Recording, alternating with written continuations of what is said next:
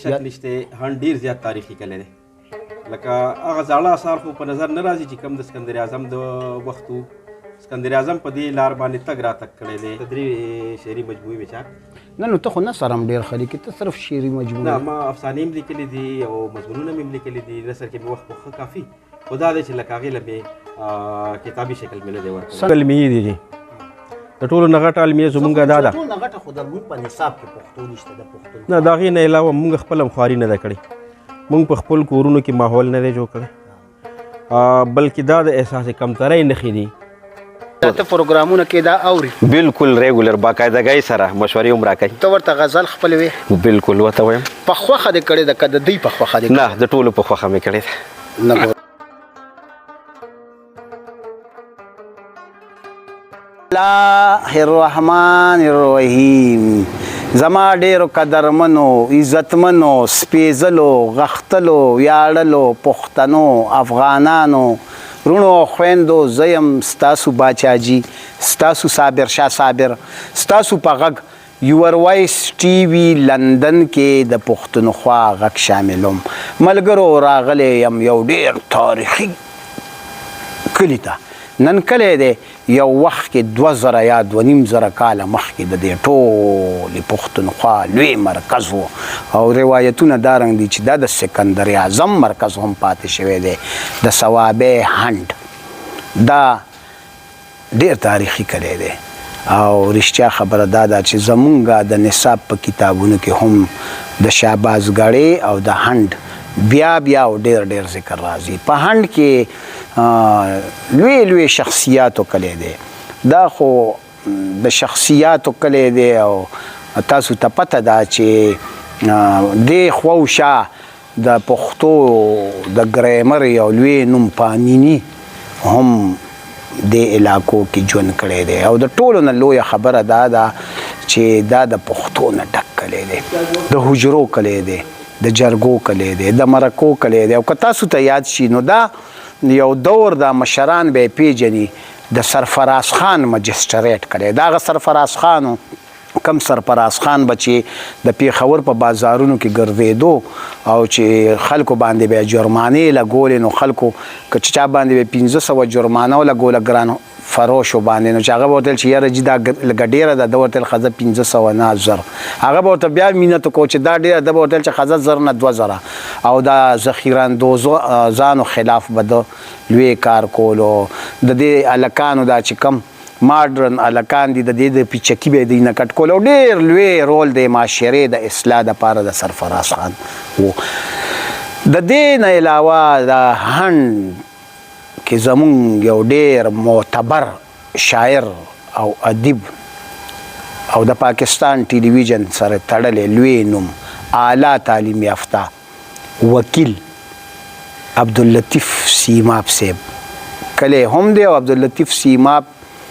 چې پښتو له څه کړي دي خو به د هغه د خبرو نه بیا تاسو ته پته لګي خو دا سیماب دی چې په هند غونتې تاریخي کلي کې واحد شاعر دی او د پښتو نغرې د په دې تاریخي خاوره کې ژوندی او ګرم او تود ساتلی دی د سیماب صاحب د ژوند کتاب راسپړو دا کتاب تاسو ما سره په مینه ولولئ سیماب صاحب څرنګه یې ژوند دی څنګه دی الحمدلله شکر دی د ټولو ناول خو باچاډي ستاسو ډېره مننه چې دومره ځان مو کړولو د پېښور د هغه برتا کال نه او تر دې ځای پورې راغلی هند ته راغلی هند خو ما نوم اورېدلی و نوم مې اورېدلی و په کتابونو ومې کتو واقعي چې ډېر تاریخي کلی دی او ډېر دې کې هېڅ شک نشته هند ډېر زیات تاریخي کلی دی لکه هغه زاړه اثار خو په نظر نه راځي چې کوم د اسکندر اعظم د وخت و اسکندر اعظم په دې لار باندې تګ راتګ کړی دی دا د ډېرو قافلو د تګ لاره پاتې شوې ده چونکې هند د دریاسین په غاړه د اباسین په غاړه باندې آباد کلی دی البته اوس نو دا یو خو دا چې ګودرو په دې باندې پورې چې وځئ نو چچ علاقه ده نو دا د تګ چچ او هغه ویسا او دغه بالکل ویسا او دغه علاقه ده ټوله پورې چچ علاقه ده او اوسني چې کوم د کلې آثار په نظر راځي نو دا د مغولو د وخت دي او اوس هم زوړ کلی چې کوم دی دا موږ اوس بهر راوتي ځکه چې هغه بیا کم شنو زوړ کلی چې کوم دی نو هغه د کلې کوم آثار چې دي نو د هغې دننه آباد دی خو دا 13 15 کالو به کېږي چې آبادي سیوا کېده نو خلک بهر راوتل د هغې نه. میوزیم خو همدا هنډ شته که نه؟ بالکل میوزیم شته او ډېر ښکلی میوزیم جوړ کړی دی سرکار دلته کې او ډېر ښایسته لوکیشن دی، بالکل د سیند غاړه ده او زما په خیال په دې ټوله صوبه کې پېښور پسې دا 2 نمبر میوزیم به د هنډ میوزیم چې دی په ښکلا باندې هم او په رقبه باندې هم او په هر حواله په هر لحاظ باندې. لکه په دې کلي کې تا سترګې غړولې دي. بالکل جی. ورانې ماشومتوب منډې تړلې. بالکل بالکل دغه پټونه وږي دي شکولې دي. هر سم کړي دي جی. الوچې دي شکولې. او کله چې څه ژوند هغه مو ښه دغه کړی دی د دې ځای پیدا یو پلار په نیکه هم د دې ځای یو زما پیدایښت هم د دې ځای دی. ستا خو نیکه هم یو لوی عالم دین. بالکل بالکل. اصل الله دې وبخي او الله دې ولا ګور د نور ډک مولوي عبدالحکیم خدای بخلي. د والد صاحب هم څه نوم؟ عبدالحلیم. څو وروڼه یو څو خویندې؟ موږ د خیره 6 وروڼه یو او 2 خویندې دي. دا 2 وروڼه ما نه مشران دي ناست دي. څه نام یې دی؟ مشر ورور عبدالحفیظ او ورپسې ورور چې دی عبدالرقیب او بیا زه یم ورپسې عبداللطیف سیماب او ما نه بیا نور کشران دي درې. هغه څه نام یې دی؟ ما پسې چې دی نو دا محمد طاهر دی، بیا بل محمد طارق دی او بل دغه دی محمد صابر شاه. نور محمد صابر شاه لکه زما به ستا په کور او خاندان کې څوک نور څوک شاعرۍ ادب یا پښتو سره مینه لري که نه بس؟ بالکل داسې ده. ما تاسو ته ذکر وکړو چې الله دې وبخي زموږ نیکه چې و نو د ډېرې اوچتې پایې عالم و، دیني عالم و او لکه د دې دور شاعرۍ کې او دغه دور شاعرۍ کې فرق و. بل دا ده چې د هغې شاعري چې و نو هغه چونکې د عربي او فارسي عالم و، د هغې په شاعرۍ باندې د نورو ژبو اثرات ډېر زیات، خاص کر د عربي او فارسي په ډېر ژور اثر دی. اوس هم د هغې شاعري موږ سره محفوظ ده او د هغې ټوله شاعري حمدیه نعتیه او دعایه شاعري ده. او بلکې زه به تاسو ته بل هم یو خبره داسې وکړم چې زموږ دا کورنۍ چې وه نو د مخکې نه علمي کورنۍ ده. نو زما 2 نیاګانې وې د دې غاړې نه، 2 نیاګانې مې د هغې غاړې نه وې. نو اوس هم مونږ کره هغه محفوظ پراته دي. فرض که زما نیکه چېرته په مسافرۍ تللی دی نو که کور ته یې خط رالیږلی دی زما نیا ته نو هغه منظوم خط یې رالیږلی دی. نو که زما نیا د دلته نه جواب ورکړی دی نو په منظوم خط کې ورکړی دی. لکه د زنانه هم شاعرانې وې. بالکل. بلکې هغه سره هغه زموږ نیاګانو چې خپل وروڼو سره خپل پلارګانو سره کوم خط کتابت کړی دی نو هغه هم ټول. نو باچاني زموږ نیاګانې چې وي نو هغه خو داسې وي چې لکه مونږ ته په ژوند باندې هم لکه بلکې ما تاسو چې کورنۍ داسې ونو نومونه به نه اخیستل لکه هغه لکه د پښتنو لکه د مینې او د احترام چې کوم نومونه د پښتنو هغه بللی کېدل که نه. او بل دا چې هغوی لکه پراپر په داسې شاعرانې نه وي چې ګینې مجموعې چاپ شوې وي یا فرض که د نظم شاعري کړې ده یا د غزل شاعري کړې ده خو دغه قسم څیزونه یې کړي دي. یا فرض که اوس په خاندان کې په ټبر کې داسې نږدې څوک وفات شوي دي مرثیې لیکلې شوي دي. په دې نسل کې دا رونه او دا ورېرونه او دوی ته اثر نه دی اخیستی؟ نه دوی په خپله لیک خو نه کوي خو باقاعده توګه باندې خو دا دی چې لکه ذوق لري. زما والد صاحب الله دې وبخي نو په خپله لیک نه دی کړی. لکه ذوق څه مطلب چې دوی نه د ستا د کتابونو تپوس وکړم ځکه چې ما ته پته چې اکثر رونو لم د خپلو کې زه به دوی نه ستا د کتابونو کم از کم تپوس کوم چې لري که نه. زما مشرور دی ستاسو ته مخامخ ناستی دی. نو زما صرف د کتابونو نه بلکې شاعر و ادیب خو نه دی په باقاعده توګه باندې که نه خو لکه تر ډېره حده زما نظمونه به ورته هم یاد وي په هغې به خبره هم کولی شي. زما والد صاحب الله دې وبخي ما تاسو ته وایي که نه چې هغه خو شاعر او ادیب نه و خو دا چې لوستی سړی و دغه و دا لکه ستاسو خاندان یو تعلیم یافته خاندان دی. بالکل جی. نه زما والد صاحب باقاعده ما سره ډسکس کړي دي زما نظمونه. ما نه ایکسپلینیشنز کال کړي دي تپوسونه یې رانه کړي چې دې ځای کې دا تعلیق کړی دی دا دې څه کړی دی ما ته ووایه. بلکې داسې کار په هلکوانۍ کې خو د بنده مختلف قسم شوقونه ما به پنسل پورټریټ جوړول یا میوزیک سره شوق یا نورو څیزونو سره. نو والد صاحب راته په خپله ویلي وو چې یاره داسې کار دا نور شغلونه پرېږده او د شاعرۍ راله باقاعده اجازت راکړه. اوس هغه وخت کې دغه کوم ما دغه میډل او میټریک ما مردان نه کړه ګریجویشن پورې د مردان کې وم. نو زما والد صاحب به زما کمپني کته چې یاره دې چا سره ناس پاس دي نو مردان کې چې هغه کم خلک وو هغه چې کوم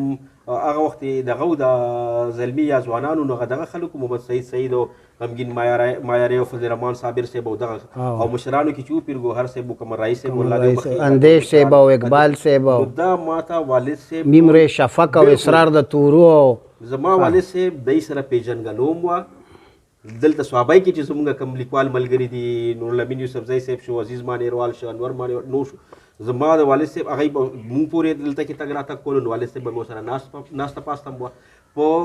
1992 کې زما د لومړنۍ وړه غونته مجموعه چې په 90 کې چاپ 1990 کې چاپ شوې وه د جوبل احساس زړه کې، په 1992 کې په مردان کې د هغې مخکته نه وه. زما والد صاحب ما سره تللی و، باقاعده ګډون پکې کړی و، بلکې په پریزیډیم کې ناسته کړې وه او ډېر زیات د خوشحالۍ اظهار یې کړی و. نو په دې څیزونو کې به هغه ماله مرسته هم کوله. نو ما ته ویې چې شاعرۍ نه دې نه منې کوم، نه د ادب د یو سنت نه دې که نثر لیکي که نظم لیکي منې کوم دې هم نه، بلکې چې څومره تعاون او مرسته رانه کېږي کوم، او کړې ده را سره.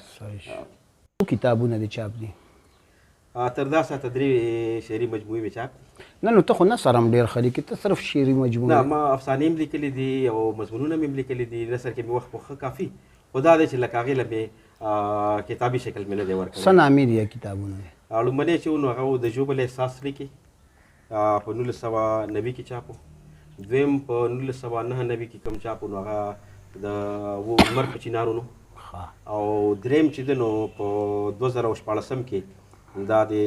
دغه صوبایي حکومت چاپ کړو عکسونه د لفظونو. پی ټي وي کې یعنې د پاکستان ټلویزیون کې د ډېر ژوند کمپیرنګ وکړو، ډرامې دې مو لیکلي او پروګرام کومو پروګرامونو کې کمپیر وي او څه یادونه څه لنډو ټکو کې چې؟ او نو پی ټي وي سره خو یو زمانه وشوه،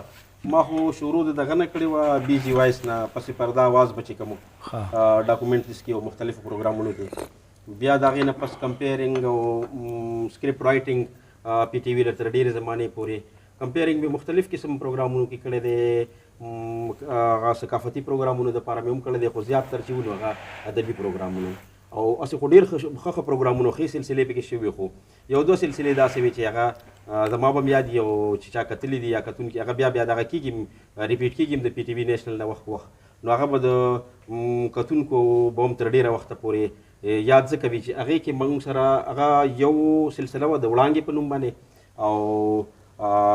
یوه سلسله وه د للمې ګل. نو په دې دواړو کې موږ چې څومره هم دغه دي سینیر موسټ فنکاران دي، اداکاران دي، سندرغاړي دي،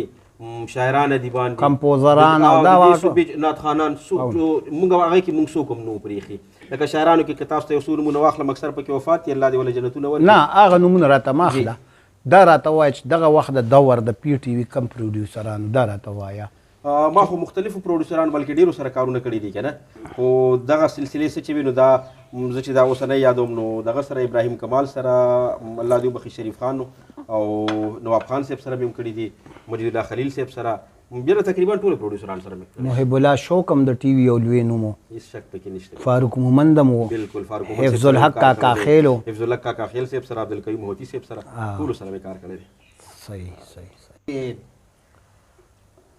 پښتو خو ډېره مخکې لاړه، ځکه په دنیا ټي وي ګان او چینل او ریډیو ګان او لندن او امریکا او د یو ډېر لوی ملت افغانستان قومي ژبه ده. خو بیا هم شاعران ټول 1500 کتابونه چاپ کړي او نه خرڅېږي، دا ولې څه سبب دی؟ دا زمونږ علمیې دي، د ټولو نه غټه علمیه زمونږ دا ده. ټول نه غټه خو در مونږ په نصاب کې پښتو نشته، د پښتون نه د هغې نه علاوه مونږ خپله هم خواري نه ده کړې، مونږ په خپل کورونو کې ماحول نه دی جوړ کړی، بلکې دا د احساس کمترۍ نښې دي. زمونږ عام دستور دا دی لکه څنګه چې زه د روزګار په سلسله کې په پېښور کې ژوند کوم، یم د دې ځای دا یو بانډه غونته کې کلی دی، سایډ ته مونږ پراته یو، قدرتي ماحول دی. زه چې په پېښور کې یم نو په کار ماله دا دی چې زه خپل ماشومان تربیت چې زه کوم نو دا دی پکې هم یو حصه زه د هغوی وګرځوم، د هغوی په تربیت کې د دې خبرې هم وي، حصه دی پکې دا هم وي چې پښتو کتاب دی هغوی لوستی شي،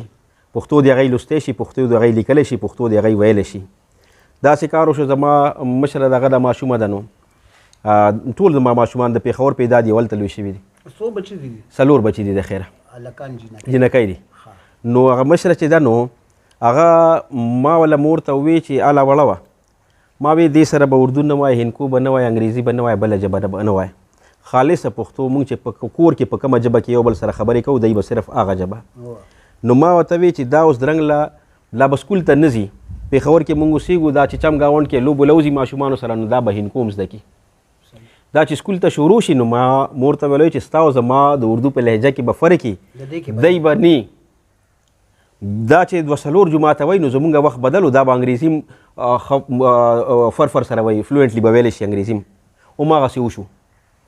هغه زما 2 نمبر ماشومه چې دا هغه چې د 4 کالو نو یو ورځ راله نو ما ته وایي چې بابا نو ما د خپل د چمګاونډ خبرې کولې د ماشومانو وایي چې ګوره دا ماشومان په اردو کې او په هندکو کې فرق نشي کولی مکس کړي دا خپلو کې نو دا خواري په کار د خپلو ماشومانو سره ځکه چې زموږ دا مجبوري ده موږ به ماشومانو له به مستقبل به وله جوړو انګریزي چې کوم ده که نه نو دا زموږ کمزوري هم ده او ضرورت هم دی انټرنیشنل ژبه ده نو او دې وخت سره د روزګار ژبه هم ده نو خامخا به پې زده کوو خو پښتو به ترې نه دا رنګ نشي کېدی چې د دې نورو قومونو پښتو ضرورت شي په کار خو ده نو دا اوس د سرکار د لاسه ده چې کومه ژبه تر څو پورې د روزګار ژبه ني د معیشت ژبه ني د تجارت ژبه ني د دفتر ژبه ني نو تر هغه پورې هغه د نورو قومونو کمزوري نشي ګرځېدی دا به هله کېږي چې پښتانه د خپلې اوږې نه ټوپک کوز کړي که نه نو ما خو تاسو ته ووایي که نه چې د پښتنو خو ډېرې علمي دي صرف ژبې سره نه مونږ خو خپلو وړو سره هم زیاتی کوو مونږ خپل ځان سره هم زیاتی کوو مونږ ګورئ چې په صحیح معنو کې په مثبتو معنو کې مونږ اخلو نو پښتو او اسلام یو شی دی خو زمونږ د پښتنو اکثریت چې څه کوي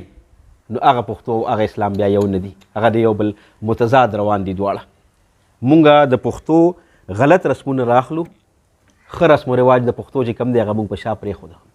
اقدار مونږ پرېښي دي د پښتو د پښتنو پښتو خو دغه وه میلمستیا وه پکې میلمه پالنه وه پکې پناه ورکولو پکې دغه ننګ و غیرت و مړانه وه ننواتې وه دغه پښتو وه جرګه وه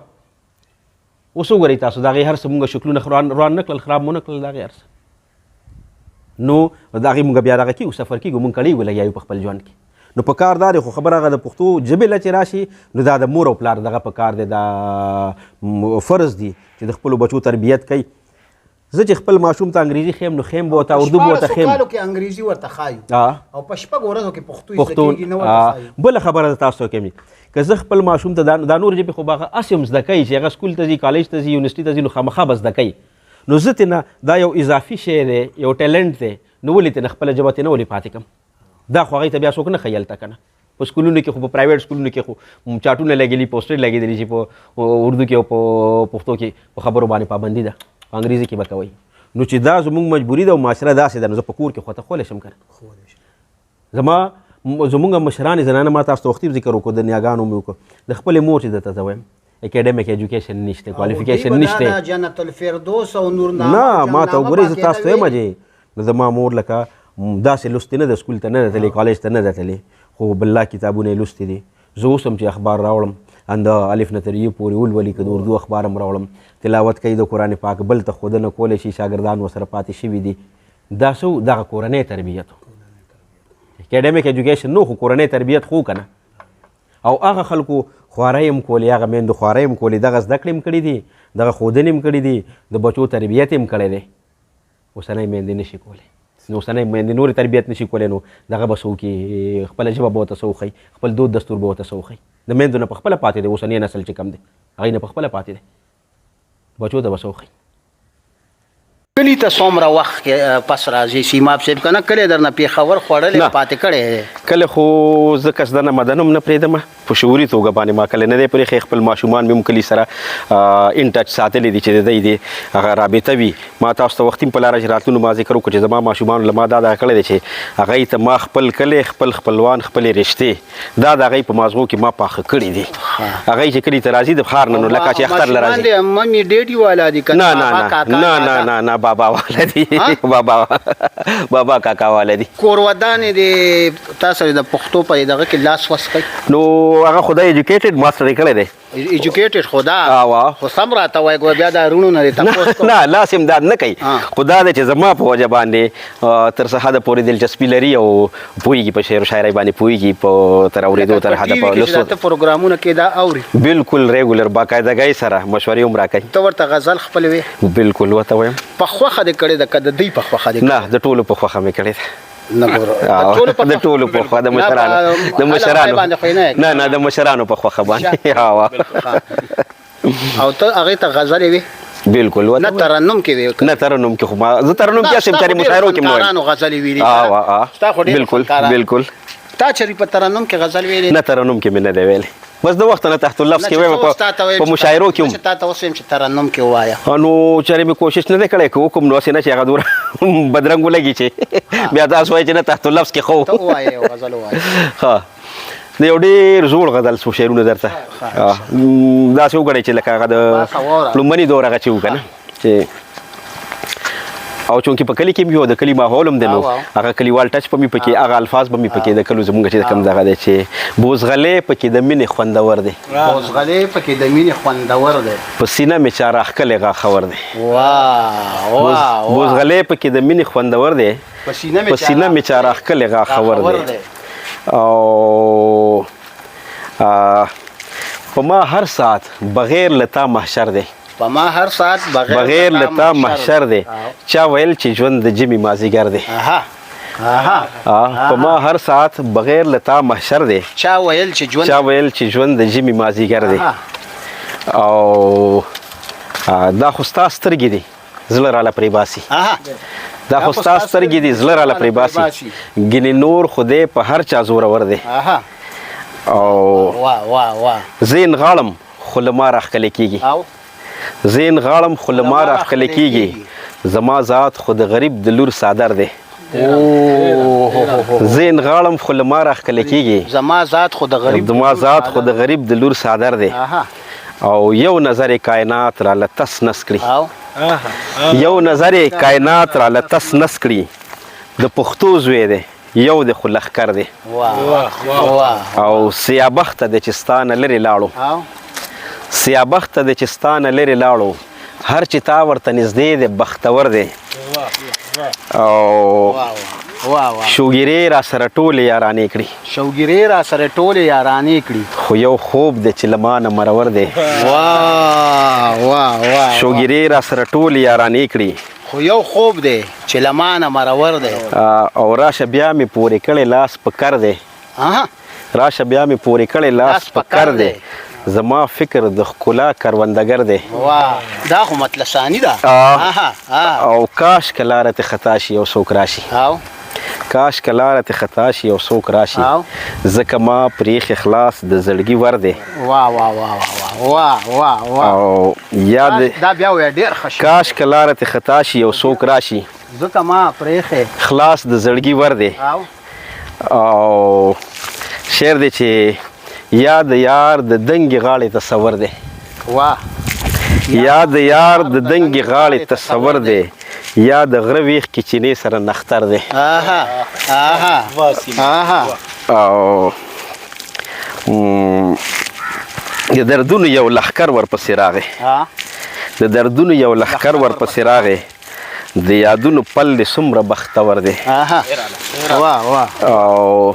دا لومړنی مقطع ده چې ستا یادونه اوچ ګلونه تصویرونه ستا یادونه اوچ ګلونه بخنه دغه نه ده مقطع نه ده منځ کې شعر دی چې ستا یادونه اوچ ګلونه تصویرونه